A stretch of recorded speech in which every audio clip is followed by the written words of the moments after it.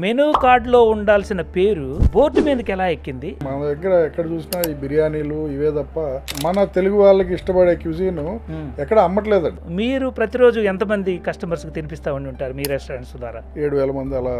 మీ restaurant లో నెలకి 2 లక్షల మంది తింటే ఈ ట్రెడిషనల్ ఫుడ్ వైపు మొగ్గు చూపే వాళ్ళు ఎంతమంది ఉండి ఉంటారంటారు? జనాలు ఫాస్ట్ ఫుడ్ కి ఎందుకు అలవాటు పడ్డారంటే పెద్ద పెద్ద చైన్స్, ఈ మెక్డొనాల్డ్స్, KFC, సబ్వే అలాంటి వాళ్ళ పేర్లు చూసి డెఫినెట్ గా దీంట్లో మంచి ఫుడ్ దొరుకుతుంది అన్న ఉద్దేశం.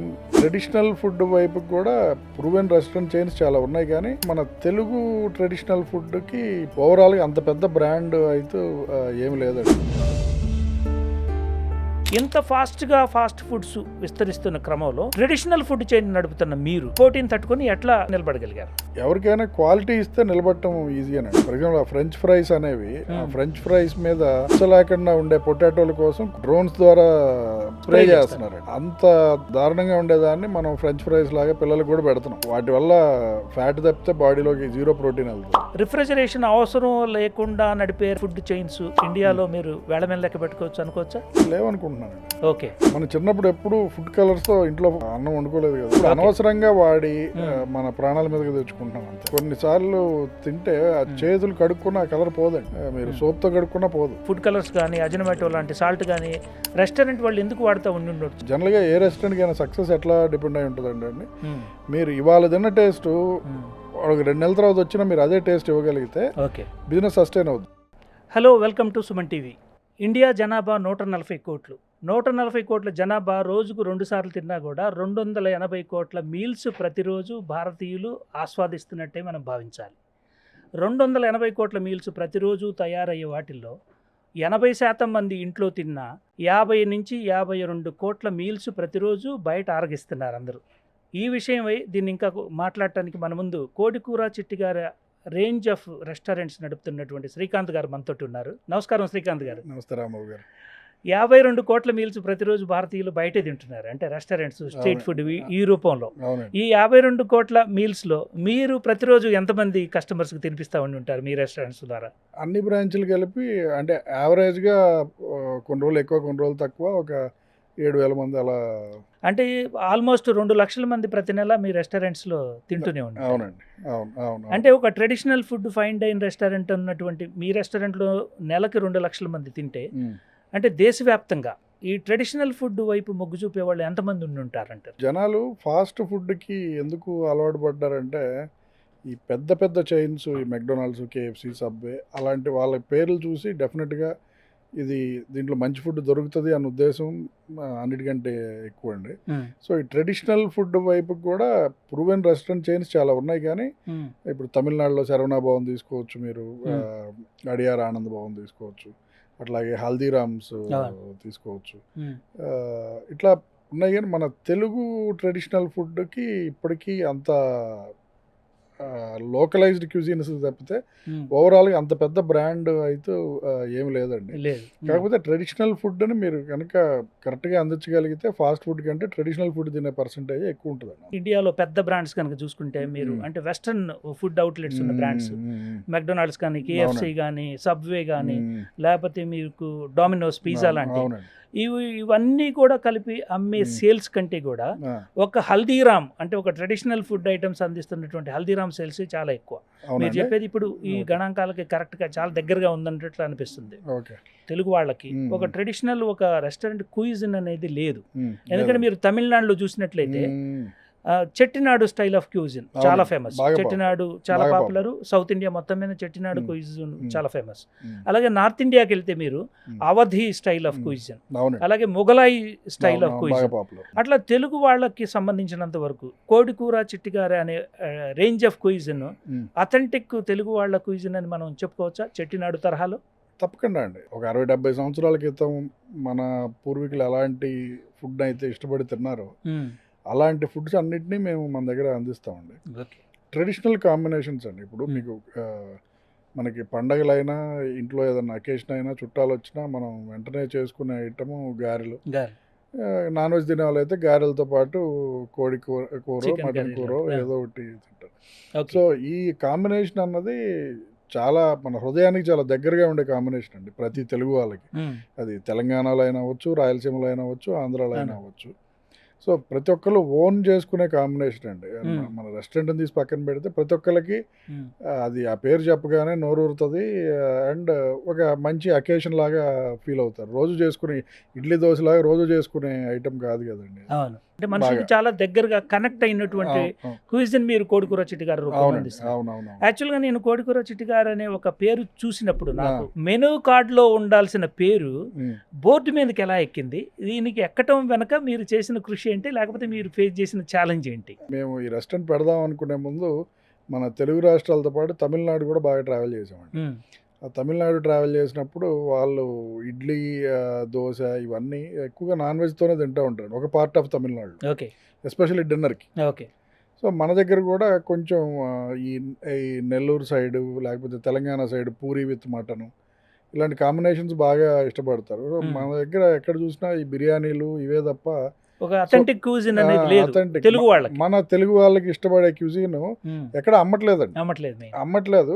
సో అమ్మాలంటే మనం ఏదో పేరు పెడితే అది మన దగ్గర ఆ క్యూజిన్ ఉంది అని తెలియడానికి చాలా టైం పడుతుంది. రాయలసీమలో రాగి ముద్ద విత్ మటన్ కర్రీ అనేది చాలా ఫేమస్, బాగా పాపులర్. అది కొన్ని ప్రాంతాల్లో పరిమితమైన ఒక అథెంటిక్ గా అన్ని ప్రాంతాల వాళ్ళకి ఆమోదయోగ్యమైనట్టుగా చేసేటట్లు ఎక్కడ మనం చూడలేదండి. ఇప్పుడు కోడికూర చిట్టిగారు ఈ రెస్టారెంట్ లో ఇటువంటి ట్రెడిషనల్ ఫుడ్ ఒక ప్రాంతంలో దొరికే డిష్ ని మీరు తీసుకొచ్చి అందరికి అందించగలుగుతున్నారా? ఇప్పుడు 100% అండి. ఇప్పుడు మీరు అన్నట్టు రాగి ముద్ద, నాటుకోడి, రాగి ముద్ద, మటన్ కూర ఇవన్నీ ఉంటాయండి.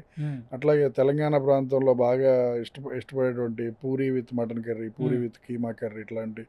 కొంచెం ఆంధ్ర ప్రాంతంలో ఇష్టపడే గారెలు విత్ చికెన్, గారెలు విత్ మటన్ ఇట్లాంటివి. నెల్లూరు సైడ్ ఉండే బిర్యానీస్ దొరుకుతాయి మన దగ్గర. అండ్ గోదావరి జిల్లాల సైడ్ దొరికే కొన్ని డెజర్ట్స్ లైక్ పాకంగార అనే డెజర్ట్, అది మీకు నాకు ఇప్పటికీ అక్కడ గోదావరి జిల్లాలో హోటల్స్లో దొరుకుతుందో లేదో కూడా తెలియదు, అంటే ఇళ్లలో దొరుకుతుందో ఇళ్లలో చేసుకుంటారు. కరెక్ట్, అది కొంచెం కష్టమైన డిష్ అండి చేయడానికి కూడా. కష్టమైందంటే ఒక పూర్వీకులు మాత్రమే ఒక తరం ఒక జనరేషన్ వాళ్ళు మాత్రమే చేయగలిగే డిష్. అది మీ రెస్టారెంట్ అన్నిట్లో దొరుకుతుందండి. తాటి బెల్లంతో చేస్తాం చేయటం కూడా. Very good.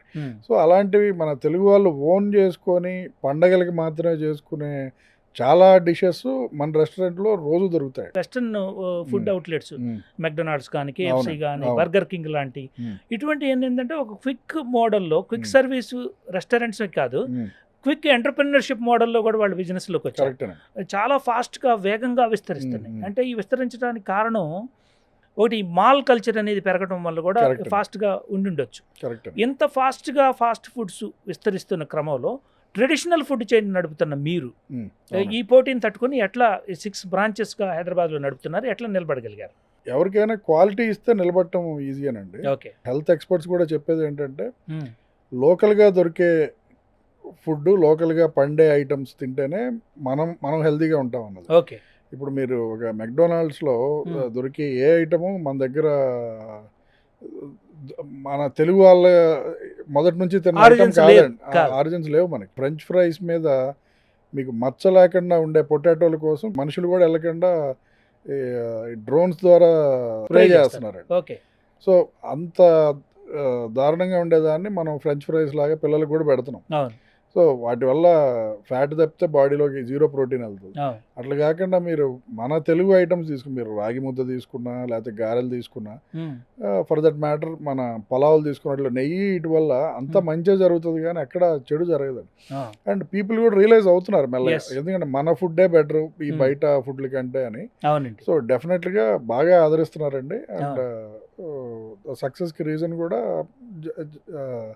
క్వాలిటీ ఇవ్వటం అయితే డెఫినెట్గా ఇంపార్టెంట్. అమెరికాలో అమెరికన్స్ తినే ఫుడ్ కనీసం 150 కిలోమీటర్లు ట్రావెల్ చేసి వస్తుంది. అంటే 150 కిలోమీటర్లు ట్రావెల్ చేసి రావాలంటే లాట్ ఆఫ్ రిఫ్రిజరేషన్, ప్రిజర్వేటివ్స్ అయితేనే అది షెల్ఫ్లోకి వచ్చేవరకు 150-160 మైల్స్, యాక్చువల్గా అయితే మోర్ దాన్ 200 కిలోమీటర్స్ ట్రావెల్ చేసి వస్తుంది. అది ఇండియాలోనైతే ఫుడ్ 50 కిలోమీటర్ల లోపే ట్రావెల్ చేసి వస్తుంది. అంటే మనం అమెరికన్స్ వెస్టర్న్ తోటి పోల్చుకుంటే మనం చాలా ఫ్రెష్ ఫుడ్ తింటున్నట్టు. ఇప్పుడు మీ రెస్టారెంట్లో దొరికే ఫుడ్ ఎంత ఫ్రెష్ దండి, ఎంత మీకు ఎన్ని కిలోమీటర్లు ట్రావెల్ చేసి వస్తుంది? ఇంగ్రీడియంట్స్, కూరగాయలు ఇవి అయితే మన సొంత పొలాల్లోనే పండిస్తామండి. ఓకే. ఎంత దూరంలో నుంచి వస్తాయండి మీకు? Less than 20 kilometres less than 20 kilometres. Less than 20 అంటే మీరు ప్రిజర్వేటివ్స్ కానీ రిఫ్రిజరేషన్ కానీ అవసరం లేకుండానే మీ ఇంగ్రీడియంట్స్ మీ హోటల్కి వస్తాయి. అవునండి, మన రెస్టారెంట్స్ అన్నిట్లో రిఫ్రిజరేషన్ చాలా తక్కువ ఉంటుంది. చాలా తక్కువ ఉంటుంది. వెరీ తక్కువ ఉంటుంది. Very good. అంటే ఇప్పుడు రిఫ్రిజరేషన్ అవసరం లేకుండా నడిపే రెస్టారెంట్ ఫుడ్ చైన్స్ ఇండియాలో మీరు వేళ మీద లెక్క పెట్టుకోవచ్చు అనుకోవచ్చా? లేవనుకుంటున్నాను. ఓకే, అంత ప్రిజర్వేటివ్స్ తోటి నడిచే రిఫ్రిజరేషన్ తోటి నడిచే ఫుడ్ అవుట్లెట్సే ఉన్నాయి. అంతే అంతే. ఓకే, ఈ సందేశాన్ని మీలాంటి వాళ్ళు మీరు టార్చ్ బేరర్, ఎందుకంటే మీరు ఒక ఫ్రెష్ ఫుడ్ని నెక్స్ట్ జనరేషన్కి, ఒక ట్రెడిషనల్ ఫుడ్ని ఫ్రెష్గా నెక్స్ట్ జనరేషన్కి అందిస్తున్నారు. ఈ అందించే క్రమంలో మీరు చాలా ఛాలెంజెస్ ఎదుర్కొని ఉండుంటారు ఇప్పటి వరకు కూడా. ఇప్పుడు అవి ఒక పాఠాలుగా నేర్చుకొని మీరు ఒక నెక్స్ట్ అంటే బిజినెస్ ఎక్స్పాన్షన్ చేసేటప్పుడు ఇవి దృష్టిలో పెట్టుకొని చేస్తారా? డెఫినెట్గా అండి, ఎందుకంటే అవి కోర్ వాల్యూస్ అండి. ఏ ఆర్గనైజేషన్ కన్నా కోర్ వాల్యూస్ అంటూ లేకపోతే ఏదో ఇనిషియల్గా సక్సెస్ వచ్చినా అది లాంగ్ రన్లో నిలబడదండి. ఫుడ్ కలర్సే తీసుకోండి, మన చిన్నప్పుడు ఎప్పుడు ఫుడ్ కలర్స్తో ఇంట్లో అన్నం వండుకోలేదు కదా, ఇవన్నీ కూడా వాడలేదండి. ఇప్పుడు అనవసరంగా వాడి మన ప్రాణాల మీదకి తెచ్చుకుంటున్నాం అంతే. ఎందుకు వాడుతున్నారంటారు అటువంటి ఫుడ్ కలర్స్ కానీ అజినోమోటో లాంటి సాల్ట్ కానీ? రెస్టారెంట్ వాళ్ళు ఎందుకు వాడుతూ ఉండొచ్చు? ఫుడ్ కలర్స్ ముందు కంటికి నచ్చితే అంటే చూడటానికి బాగుంటుందనేనండి. మీరు కొన్నిసార్లు తింటే ఆ చేతులు కడుక్కున్న ఆ కలర్ పోదండి. ఓకే, మీరు సోప్ తో కడుక్కున్నా పోదు. అంటే మీ చైన్ ఆఫ్ రెస్టారెంట్స్ లో ఎక్కడ కూడా ఫుడ్ కలర్స్ డే 1 నుంచే అది మా ఇది మీ యూఎస్పీ అనుకోవచ్చా? డెఫినెట్ గా ఇటువంటి రెస్టారెంట్స్ మనం చూస్తున్నాం కదా శ్రీకాంత్ గారు. మీరు 2017లో జర్నీ స్టార్ట్ చేసినప్పుడు ఫాస్ట్ ఫుడ్ ఇంత ఫాస్ట్ అంటే వెస్టర్న్ ఫుడ్ ఇంత ఫాస్ట్ గా ఫ్రాంచైజీల రూపంలో దొరికేది కాదు. ఇప్పుడు దొరుకుతున్నాయి. దొరికినా కూడా మీ బిజినెస్ ను ఎట్లా కాపాడుకోగలుగుతున్నారు? జనరల్ గా ఏ రెస్టారెంట్ కైనా సక్సెస్ ఎట్లా డిపెండ్ అయి ఉంటుందండి. మీరు ఇవాళ తిన్న టేస్ట్ 2 నెలల తర్వాత వచ్చినా మీరు అదే టేస్ట్ ఇవ్వగలిగితే బిజినెస్ సస్టైన్ అవుతుంది. అంటే మీ యూఎస్పీ టేస్ట్ ని కంటిన్యూస్ గా మెయింటైన్ చేయడం, అది ఆ ఫార్ములా క్రాక్ చేసామండి. ఆ ఫార్ములా హైదరాబాద్లోనే కాదు, మేము వైజాగ్లో చేసినా బెంగళూరులో చేసినా అదే టేస్ట్ వస్తుంది. అదే టేస్ట్ వచ్చింది. అవునండి. అంటే మీరు ఆ స్టాండర్డ్ ఆపరేటింగ్ ప్రొసీజర్స్ కరెక్ట్గా పాటిస్తున్నారు, దాన్ని రికార్డ్ చేస్తున్నారు. డెఫినెట్గా. అంటే యాంత్రికంగా షెఫ్లు కంట్రోల్ చేస్తారా లేకపోతే మీ ఫార్ములా కంట్రోల్ చేస్తుందా ఈ టేస్ట్ అనే దాన్ని? ఇప్పుడు ఎంత యాంత్రికంగా చేసినా అండి హ్యూమన్ ఇంటర్వెన్షన్ అంటూ ఉండాలండి. కంపల్సరీగా ఉండాలి. సో ఎంత మనకి ఫార్ములా అది ఉన్నా టచ్ ఆఫ్ హ్యాండ్ ఉండాలండి. అది లాస్ట్ కి ఒక చెఫ్ టేస్ట్ చేసి సర్టిఫై చేసిన తర్వాత కస్టమర్కి వెళ్తుంది.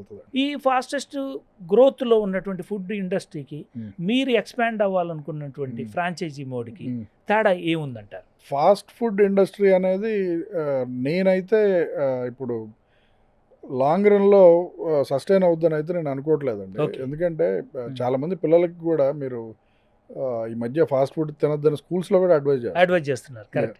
సో మన ట్రెడిషనల్ ఫుడ్కే అల్టిమేట్గా ఎప్పుడైనా గెయిన్ అండ్ గ్రోత్ ఉంటుంది అనుకుంటున్నాను నేను. సో డెఫినెట్గా ఈ ట్రెడిషనల్ ఫుడ్ అనే దానికి చాలా మంచి ఫ్యూచర్ ఉందండి. అండ్ మనకి తెలిసిన ఫుడ్ మన చిన్నప్పటి నుంచి తింటూ పెరిగిన ఫుడ్ కాబట్టి దీనికి యాక్సెప్టెన్స్ ఎక్కువ. అండ్ ఎవరైతే ఎంటర్‌ప్రెన్యూర్ చేద్దాం అనుకుంటున్నారో వాళ్ళకి కూడా చిన్నప్పటి నుంచి ఆ తిన్న రుచులు అవన్నీ తెలుసు కాబట్టి వాళ్ళకి కూడా ఈజీ అవుతుందండి. అంటే మీరు చెప్పేది ఈ ఫుడ్ ట్రెడిషనల్ ఫుడ్ నమ్ముకొని కనుక బిజినెస్ చేస్తే ఎవర్ గ్రీన్ మార్కెట్ ఉంటుందండి. 100% ఎవర్ గ్రీన్ మార్కెట్. మీరు కనుక క్వాలిటీ కాంప్రమైజ్ అవ్వకుండా మీరు మంచిగా అక్కడే దగ్గరుండి చూసుకొని చేస్తే definitely evergreen market. Franchisee మోడ్లో చేయాలనుకుంటే సపోజ్ మీరు పాటించే పద్ధతులు ఏంటి? మల్టీనేషనల్ కంపెనీస్కి పోటీగా మీరు ఎటువంటి డిఫరెంట్ పద్ధతులు అవలంబిస్తారు ఇటువంటి ఫ్రాంచైజీ ఇవ్వడానికి? సపోజ్ నేను ఫ్రాంచైజీ తీసుకోవాలనుకుంటున్నాను మీ దగ్గర, నాకు మీరు ఏమి సజెస్ట్ చేస్తారు? ఎట్లా నన్ను ముందుకెళ్ళమంటారు? ముందు అక్కడ లేనిది మన దగ్గర ఉన్నది పర్సనల్ టచ్ అనండి. ఓకే. ఇప్పుడు డైరెక్ట్గా మేమే ఇన్వాల్వ్ అవుతాము, నేను కానీ అన్నయ్య కానీ మేమే ఇన్వాల్వ్ అయ్యి వాళ్ళ ప్లేస్ లొకేషన్ స్కౌట్ చేశాక దాన్ని చూసి వర్కౌట్ అవుతుందా, ఎందుకంటే ఇన్ని బ్రాంచెస్ ఇన్ని ఇయర్స్ ఎక్స్పీరియన్స్ లో మనకి తెలుస్తుంది అది సక్సెస్ అవుతుందా లేదా. డెఫినెట్గా హంచ్ ఫీలింగ్ ఉంటుంది. రైట్ ఫ్రమ్ లొకేషన్ దగ్గర నుంచి తర్వాత స్టార్ట్ అయ్యే వరకు అన్నిట్లోనూ మనం హ్యాండ్ హోల్డ్ చేసి గైడ్ చేయగలుగుతామండి. ఇది మీకు ఈ ఫాస్ట్ ఫుడ్ రెస్టారెంట్స్ లో మీకు వచ్చేదంతా ఫ్రోజన్ ఫుడ్ అనండి. ఫ్రోజన్ ఫుడ్ వస్తుంది, అది యాంత్రికంగానే ఫార్ములాలు ఉంటాయని నేను చూసాను చాలా. మీకు ఆ ప్యాటీస్ అవన్నీ ఫ్రీజ్ అయ్యి వస్తాయి, మీరు జస్ట్ ఆయిల్లో ఫ్రై చేసి ఇచ్చేస్తారు. ఒకటి మీరు దానికి పెద్ద స్కిల్ కూడా అవసరం లేదు అనుకుంటా. స్కిల్ కూడా అవసరం లేదు. అండ్ ఎథికల్ గా కూడా మనం మంచి ఫుడ్ ఇస్తున్న ఫీలింగ్ కూడా రాదండి. మన ట్రెడిషనల్ ఫుడ్ ఇవ్వటం వల్ల మీకు ఆ ఫీలింగ్ వస్తుంది. డెఫినెట్గా వస్తుందండి. ఓకే, ఇప్పటి వరకు అంటే 2017 నుంచి ఇప్పటి వరకు ఎన్ని లక్షల మందికి లేకపోతే ఎన్ని కోట్ల మందికి మీరు మీ ఫుడ్ని అందించుంటారు అనుకుంటారు? ఇందాక మీరు చెప్పిన లెక్కల ప్రకారమే ఆలోచిస్తే కనీసం 1 కోటి మంది అయితే తింటారండి. ఈ 1 కోటి మందిలో నుంచి మీకు చాలా వరకు అక్యులేట్స్ వచ్చి ఉంటాయి.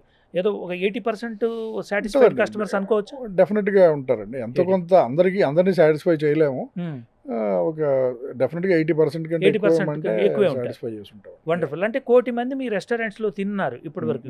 అంటే వీళ్ళు ఇచ్చినటువంటి వీళ్ళలో రిపీట్ కస్టమర్స్ కూడా ఉండుంటారు. మోస్ట్లీ రిపీటెడ్ ఉంటారు. Mostly repeated customers. వాళ్ళ ఫ్రెండ్స్ తీసుకురావడం, రిలేటివ్స్ తీసుకురావడం ఇట్లానే ఉంటుందండి. Referrals word of mouth. డెఫినెట్గా. అంటే ఇదే మీకు మీ క్వాలిటీకి మీ టేస్ట్కి ఇదే స్ట్రెంత్, ఇదే పారామీటర్ అనుకోవచ్చు. అవునండి, డెఫినెట్గా. ఒకళ్ళకి ఒక రెస్టారెంట్ నచ్చితే 10 మంది చెప్తే నచ్చకపోతే 100 మంది చెప్తారు. కరెక్ట్. సో వాడు పని కట్టుకొని మరి ఈ రెస్టారెంట్కి అయితే వెళ్ళొద్దని చెప్పి అందరికీ చెప్తారు. కరెక్ట్. సో పాజిటివ్గా ఆ టాక్ తీసుకెళ్ళడం చాలా కష్టం అండి. అండ్ మీరు ఆ క్వాలిటీ అది మెయింటైన్ చేయకపోతే వాళ్ళ ఫ్రెండ్స్ వచ్చినప్పుడు బాగాలేదంటే అరే ఇంకెవరికి రిఫర్ కూడా చేయరు. సో డెఫినెట్గా వర్డ్ ఆఫ్ మౌత్ అండ్ పాజిటివిటీయే ముందుకు తీసుకెళ్తాం. మిమ్మల్ని కూడా ఒక చెట్టినాడు స్టైల్కి మనం కేటగరైజ్ చేయొచ్చు అంటారు, ఒక అవధి స్టైల్కి, ఒక మొగలాయి స్టైల్కి చేయొచ్చు అంటారు. డెఫినెట్గా మన తెలుగు క్యూజిన్కి వరల్డ్ వైడ్ యాక్సెప్టెన్స్ ఉందండి. ఉంది కానీ మనం ఏంటంటే ఇంకా ఈ బిర్యానీ వీటిలోనే పడి ఉంటున్నాం. కానీ మన తెలుగు ఫుడ్ ముందు మీ స్టమక్ అప్సెట్ అవ్వదండి మన తెలుగు ఫుడ్ ఎప్పటికీ. కరెక్ట్. మనం వాడే మసాలాలు అవన్నీ. అవునవునవును. సో డెఫినెట్లీ దీనికి చాలా వైడ్ యాక్సెప్టెన్స్ వస్తుంది. మన ప్రయత్నం చేయాలి అంతేనండి. ఇప్పుడు మేము కూడా ఆలోచిస్తుంది ప్రపంచంలో తెలుగు వాళ్ళు ఎక్కడున్నా మన ఫుడ్ని అక్కడికి తీసుకెళ్లాలన్నదే మెయిన్ ఆలోచన. వండర్ఫుల్. అంటే ఇప్పుడు మీరు అమెరికాలో చాలా సంవత్సరాలు పనిచేసి వచ్చారు. అక్కడ అమెరికాలో ఇప్పుడు ఫుడ్ ఇండస్ట్రీ సీన్ ఎట్లా ఉంటుంది అంటారు? ఇప్పుడు మష్రూమ్స్ లాగా వచ్చినాయని అందరూ అంటున్నారు, కానీ అందరూ చెప్పే కామెంట్ మంచి రెస్టారెంట్ దొరకట్లేదు. మంచి రెస్టారెంట్ చాలా రెస్టారెంట్స్ ఉన్నాయి కానీ ఆథెంటిక్ గా ఉండే రెస్టారెంట్స్ దొరకట్లేదు. ఇంతకుముందు యుఎస్ లో సీన్ అంతా బఫే బేస్డ్ రెస్టారెంట్స్ బాగా నడిచాయండి. అవును, చైనీస్ బఫే వాడు తీసుకొచ్చి పాపులరైజ్ చేశారు. అవునవునవును. సో ఇండియన్ బఫేస్ బాగా నడి. ఇప్పుడు ఆఫ్ లేట్ అది కూడా మారిపోయి కొంచెం మామూలు రెగ్యులర్ మన ఇండియాలో నాన్ బఫే రెస్టారెంట్స్ స్టైల్లోనే చేస్తున్నారు. కాకపోతే ఏది ఒక 1.5 year కంటే నడవట్లేదండి. ఒక రెస్టారెంట్ క్లోజ్ చేయడం, ఆ ప్లేస్లో ఇంకొకటి మన వాళ్ళు పెట్టడం. So basically trick of the trade తెలియట్లేదు. అంటే ఇప్పుడు అమెరికాలో ఒక దేశీ ఫుడ్ రెస్టారెంట్ పెట్టాలంటే ఇప్పుడు అక్కడ నడుస్తున్నటువంటి ప్రైసెస్ గురించి మీకు ఏమైనా ఐడియా ఉంది? మా ప్రేక్షకుల కోసం ఏమన్నా ఒక ఐడియా ఇస్తారా? నేను విన్నదైతే ఒక $500K నుంచి $800K టు $1 million వరకు ఖర్చు పెడుతున్నారని విన్నాను. అంటే $500,000 నుంచి $1 million వరకు. అది అంత ఇన్వెస్ట్మెంట్ టికెట్స్ ఉన్నప్పుడు అది వర్కౌట్ అవుతుందండి బిజినెస్? చాలా రెస్టారెంట్స్ 6 months to 1 year లో బ్రేక్ ఈవెన్ అవుతున్నాయని అంటున్నానండి. ఎందుకంటే మన పాపులేషన్ కూడా బాగా పెరిగిపోయింది. అంటే దేశీ పాపులేషన్ పెరిగిపోయింది. అవునండి. మెయిన్ ఏం లేదండి, మీరు అల్టిమేట్లీ మనం ఎన్ని మాట్లాడుకున్నా చివరికి క్వాలిటీ గురించి మాట్లాడుకోవాల్సిందేనండి. మీరు అంబియన్స్ ఇవన్నీ చూడటానికి వస్తారు కానీ తినడానికి రారు. సో మీరు అక్కడ ఒక 4-5 ఫోటోలు దిగి ఫుడ్ ఎక్కడ బాగుంటే అక్కడ తింటారండి. అల్టిమేట్ అది. సో వాటి మీద కోట్లు ఖర్చు పెట్టడం కంటే మీరు ఇచ్చే క్వాలిటీ మీద, quality chefs and quality ingredients మీద కాన్సన్ట్రేట్ చేస్తే డెఫినెట్లీ లాంగ్ రన్ ఉంటుంది. నేను ఒక చోట మీ కస్టమర్ ఇచ్చిన ఫీడ్బ్యాక్ నేను చూశాను. అతను డైరెక్ట్గా ఎయిర్పోర్ట్లో దిగి, అమెరికా నుంచి వచ్చి ఎయిర్పోర్ట్లో దిగి డైరెక్ట్గా మీ కొండాపూర్ రెస్టారెంట్కి వచ్చి భోజనం చేసిన తర్వాత నేను ఇంటికి వెళ్తానని చెప్పేసి ఒక ఫీడ్బ్యాక్ చూశాను. అటువంటి కస్టమర్లు ఎంతమంది ఉండి ఉంటారు? చాలా మంది ఉన్నారండి. అసలు ఎస్పెషల్లీ ఇప్పుడైతే మా మేనేజర్స్ వీళ్ళు ఎక్కువ ఇనీషియల్గా అయితే దాదాపు అందరి దగ్గరికి వెళ్ళి కస్టమర్స్తో మాట్లాడేవాళ్ళు. మీరు పర్సనల్గా వెళ్ళేవాళ్ళం. ఇప్పటికీ ఆ కనెక్ట్ మెయింటైన్ చేస్తామండి. డెఫినెట్గా అప్పుడప్పుడు వెళ్తానే ఉంటాం అన్ని రెస్టారెంట్స్. మీకు ఎంతమంది, ఎన్ని వందల మంది కస్టమర్లు మీతో పర్సనల్ గా టచ్ లో ఉండి ఉంటారు? నా ఫోన్ లోనే చాలా మంది ఉంటారండి. ఒక నాతో పర్సనల్ గా టచ్ లో ఉండే 500-600 మంది. 500-600 మంది కస్టమర్లు మీతో డైరెక్ట్ టచ్ లో ఉంటారు. ఫస్ట్ లో రెస్టారెంట్ పెట్టిన కొత్తల్లో బాగా కస్టమర్స్ పరిచయం, తర్వాత వాళ్ళతో ఫ్రెండ్షిప్ కూడా పెరిగి అట్లా అవటం. ఇప్పుడు వాళ్ళంతా రిపీటెడ్ గా మీ దగ్గరికి వస్తా ఉంటారు. వాళ్ళు 500 మంది కనీసం 5,000 మందిని రిఫర్ చేస్తుంటారు. వాళ్ళు రావడమే కాదు, వాళ్ళ ఇంట్లో ఏమైనా పార్టీ జరిగినా ఫుడ్ క్యాటరింగ్ కూడా మనమే చేస్తాం. వండర్ఫుల్. ఇప్పుడు డైన్ ఇన్ రెస్టారెంట్లో 1 కోటి మందికి మీరు తినిపించారంటారు. క్యాటరింగ్ ద్వారా ఎన్ని లక్షల మందికి తినిపించుంటారు మీరు? అది ఇంకా ఎక్కువే ఉండొచ్చండి, బాగా ఎక్కువ 1.5-2 కోట్ల వరకు వేసుకోవచ్చా? ఎందుకంటే మనకు కన్వెన్షన్ కూడా ఉంది. కన్వెన్షన్ లో ఒక్కొక్క రోజే 5-6 వేల మంది పార్టీలు అట్లా జరుగుతూ ఉంటాయి. సో ఆ నంబర్ చాలా ఎక్కువ ఉండదు. నంబర్ చాలా ఎక్కువ ఉంటుంది. అంటే మీరు 2 కోట్ల మందికి క్యాటరింగ్ సర్వీస్ ద్వారా తినిపించుంటారు. So wonderful. అంటే 1 కోటి మంది రెస్టారెంట్లో 2 కోట్ల మంది మీ క్యాటరింగ్ సర్వీస్ ద్వారా అంటే 3 కోట్ల మందికి మీరు ఫుడ్ తినిపిస్తే కనీసం అందులో 80% మంది సాటిస్ఫైడ్ కస్టమర్స్ అనుకున్నా కూడా 2.5 కోట్ల మందికి మీరు ఈ Kodikura Chittigare kind this is the business. ఇది మీ రేంజ్. ఇంత స్థాయిలో ఉన్నటువంటి ట్రెడిషనల్ డిషెస్ని, ట్రెడిషనల్ క్విజిన్ని అందించిన వాళ్ళు మీకు తెలుగు రాష్ట్రాలు ఎవరైనా ఉండుంటారంటారా మీరు కాకుండా? తెలీదండి, మరి ఉన్నారేమో, ఐడియా లేదు. ఓకే. అంటే 2.5 కోట్లు అనేది చాలా పెద్ద ఫిగర్, పెద్ద నెంబర్. 7 సంవత్సరాల కాలంలోనే 2.5 కోట్ల మందికి మీ ఫుడ్ని అందించడం అనేది చాలా పెద్ద నెంబర్. అది దట్ ఈస్ అంటే మీ క్వాలిటీకి, మీ ట్రెడిషన్కి, మీరు పెట్టే ప్యాషన్కి ఇది ఒక కొలబద్ద అనమాట. Definitely testimony. ఓకే. ఈ టెస్టిమోనీ మీరు హైదరాబాద్లో ఉన్నారు. ఇప్పుడు హైదరాబాద్ దాటి అంటే హైదరాబాద్లో కూడా ఇంకా ఛాన్స్ ఉందంటారు మీరు ఎక్స్పాండ్ అవడానికి? డెఫినెట్గా అండి. మేమంతా ఇప్పుడు వెస్ట్ సైడే ఉన్నాము. ఈస్ట్ సైడ్కి ఎక్స్పాండ్ అవుదాం అనుకుంటున్నాము. Okay. East and north, east north south అన్ని సైడ్లో ఉందండి. వెస్ట్ సైడే ఉన్నాం ప్రస్తుతం. అంటే ఇప్పుడు హైదరాబాద్ జనాభా 90 లక్షలు అండి. ఫ్లోటింగ్ పాపులేషన్ ఒక 20 లక్షలు ఉంటుంది. అంటే 1,10,00,000 మంది హైదరాబాద్ జనాభాగా మనం చూసుకోవచ్చు. ఈ 1,10,00,000 మంది ఉన్నంత జనాభాని మీరు ఈ కాలంలో అందరికి ఫీడ్ చేసి ఉంటారు. హైదరాబాద్ పాపులేషన్ అంత సైజ్ ని మీరు ఫీడ్ చేసి ఉంటారు. Wow, that is a great number అండి. ఇటువంటి గొప్ప విషయాలు తెలుసుకున్నప్పుడు మీరు పడ్డ కష్టాన్ని మర్చిపోతూ ఉంటారు. డెఫినెట్గా. ఎప్పుడైనా సెలబ్రేట్ చేసుకున్నారా శ్రీకాంత్ గారు? నేను ఇంతమందికి ఫీడ్ చేసాం, ఇంత 2 లక్షల మంది నెలకు తింటున్నారు, 3 లక్షల మంది నెలకు తింటున్నారు, అట్లాంటివి చేయలేదు కానండి. రెస్టారెంట్ పెట్టిన కొత్తల్లో 1 మిలియన్ గారా సోల్డ్ అని ఏదో చేసాం. ఓ వండర్ఫుల్. 1 మిలియన్ గారెలు అమ్ముతారు, 10 లక్షల గారెలు అమ్మాము. ఓకే. అంటే ఈ రోజున ప్రతిరోజు ఎన్ని గారెలు అమ్ముతారు శ్రీకాంత్ గారు? యావరేజ్ గా 8,000 to 10,000 అయితే అమ్ముతాం. 8,000 to 10,000 గారెలు అమ్ముతారు. ఈ గారెలు అంటే మోస్ట్ ప్రోటీన్ బేస్డ్ ఫుడ్. అవునండి. ఎందుకంటే ట్రెడిషనల్ గా మినపగారెలు అనేది protein based food, natural protein, Bengal gram తో చేసే ఈ గారెలు అనేది చాలా ప్రోటీన్ బేస్డ్ ఫుడ్. ఈ ప్రోటీన్ బేస్డ్ ఫుడ్ తినడం వల్ల ఎవరికి ప్రాబ్లం ఉన్నట్టు నేనైతే చదవలేదు, వినలేదు. ఇదే ఈ ప్రోటీన్ బేస్డ్ గారెలతో పాటు ఇంకా ఇటువంటి డిష్లు కొత్తగా ఏమైనా ప్రవేశపెట్టే అవకాశం ఉందా మీకు? మినపగారె లాంటి, పెసర గారెలు లాంటివి గారెలు చేస్తామండి. అలసంద గారెలు అంటారు కదా, అవి చేస్తాం. మొక్కజొన్నతో చేస్తాం. వెజిటేబుల్స్ తో కూడా ట్రై చేసామండి. వంకాయతో గారెలు కూడా ట్రై చేసాం. మోస్ట్లీ స్టార్ట్ చేస్తాం జనవరిలో, ఇంట్రడ్యూస్ చేస్తాం. రాబోయే రోజులంతా కూడా ఎక్స్పెరిమెంటేషన్, రకరకాల ఎక్స్పెరిమెంట్స్ వస్తున్నాయి ఫుడ్ లో కూడా. ఈవెన్ వెస్టర్న్ ఫుడ్ లో కూడా చాలా ఎక్స్పెరిమెంట్ చేస్తున్నారు. కానీ వెస్టర్న్ ఫుడ్ ఎక్స్పెరిమెంట్ చేసిన మీ ట్రెడిషనల్ ఫుడ్ అనేది మీ క్రక్స్ ఆఫ్ ది సక్సెస్.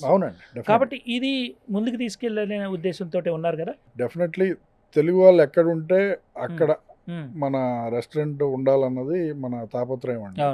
అంటే డెఫినెట్లీ మనీ అనేది ఒక ఫ్యాక్టర్ అయిన ఎక్స్పాన్షన్కి మన తెలుగు ఫుడ్ని ప్రపంచం మొత్తం తీసుకెళ్లాలన్న తపన అయితే మెయిన్ ఎజెండా. దానికి ఛాన్స్ కూడా ఉంది శ్రీకాంత్ గారు. 100% ఉంది. ఎందుకంటే మీరు చెట్టినాడు స్టైల్ ని ప్రపంచవ్యాప్తంగా తీసుకెళ్లారు. అది that is not owned by anybody. యాక్చువల్గా అలాగే అవధి స్టైల్ అనేది కూడా నాట్ ఓన్డ్ బై ఎనీబడి. కానీ ఈ Kodikura Chittigare style of cuisine అనేది మీ ఓన్డ్ బై యూ. మీ ప్యాషన్ తోటి కూడుకున్నటువంటి క్విజిన్ ఇది. దీన్ని మీరు తప్పితే ఎవరు తీసుకెళ్ళలేరు. కాబట్టి ఈ ప్యాషన్ ని ముందుకు తీసుకెళ్తారా? 100%. ఎట్లా తీసుకెళ్తారు మీరు? ముందు మా రెస్టారెంట్ పేరండి, మీరు ఎవరికి చెప్పినా అసలు మా రెస్టారెంట్ పేరు విన్న వాళ్ళకి మీరు రెస్టారెంట్కి వెళ్తున్నాం అంటే ఏ రెస్టారెంట్ అంటే కోడికూర చిట్టిగారు అంటే ముందు మామూలుగానే నవ్వుతారు, పగలబడానే నవ్వుతారు. అసలు ఫస్ట్ అంటే ఒక ఇన్స్టెంట్ స్మైల్ వచ్చేసి ముందు పాజిటివిటీతో మొదలు. సో అది first connect with the customer. Wonderful. And లోపలికి వచ్చాక వాళ్ళని సాటిస్ఫై చేయడానికి మన దగ్గర చాలా మంచి మంచి ఐటమ్స్ ఉన్నాయి. ఎక్కడ ఈ మధ్య ఎక్కడ వినని దోసకాయ మటన్ లాంటి ఐటమ్స్. అవును, నేను విన్నానండి. దోసకాయ మటన్ అనేది దాదాపుగా ఇక్కడ నిజామ్స్ టైం నుంచి కూడా దోసకాయ మటన్ తెలంగాణ ఏరియాలో, నైజాం ఏరియాలో చాలా పాపులర్.